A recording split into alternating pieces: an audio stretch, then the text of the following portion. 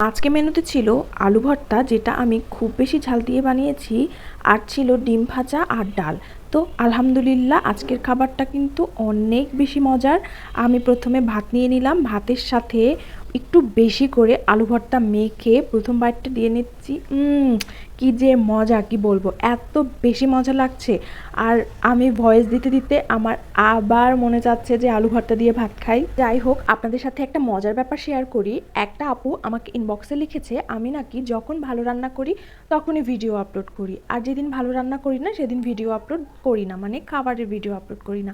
ভাই, এরকম কেউ আছে যে কিনা প্রতিদিন মাছ মাংস খায়? আর আমার বিশেষ করে প্রতিদিন মাছ মাংস একদমই ভালো লাগে না।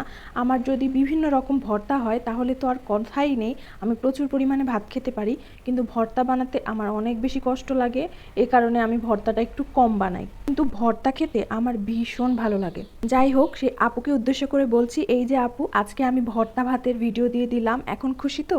কথা বলতে বলতে আমার ভাত খাওয়া শেষ, লাস্টে আমি একটু ডাল নিয়ে নিলাম। ডাল দিয়ে কিন্তু আলু ভর্তা খেতে খুব বেশি ভালো। আপনারাও কি আমার মতো ভর্তা লাভার? অবশ্যই তাহলে কমেন্ট করে জানাবেন। আজ এ পর্যন্তই, আল্লাহ হাফেজ।